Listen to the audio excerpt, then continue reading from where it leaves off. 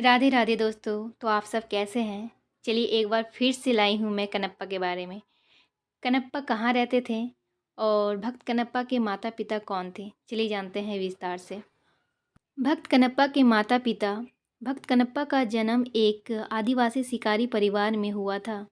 उनका बचपन जंगलों और पहाड़ियों के बीच बीता, जहाँ जीवन सरल था पर संस्कार गहरे थे। कनप्पा के पिता का नाम नागन बताया जाता है।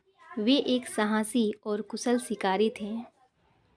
नागन जंगल के नियमों को जानते थे और प्रकृति के साथ संतुलन में जीवन जीते थे।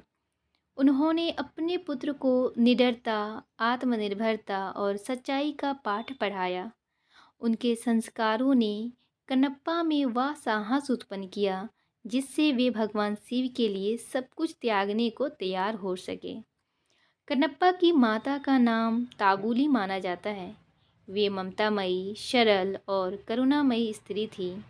उन्होंने अपने पुत्र में प्रेम, संवेदना और सेवा भाव के संस्कार डाले।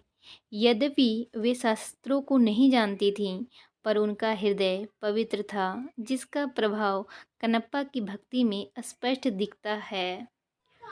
चलिए जानते हैं भक्त कन्नप्पा कहाँ रहते थे।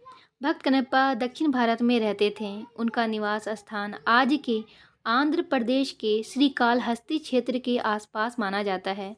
वे जंगलों और पहाड़ियों में रहते थे और शिकार करके जीवन यापन करते थे। उसी क्षेत्र में स्थित एक वन में उन्हें शिवलिंग मिला, जिसकी वे अपने सरल भाव से सेवा करने लगे। आज भी श्रीकालहस्ती मंदिर को भक्त कन्नप्पा की भक्ति से जोड़ा जाता है और वहाँ उनकी स्मृति को विशेष सम्मान दिया जाता है। तो ये जानकारी आप सबको कैसी लगी? श्री राधे राधे।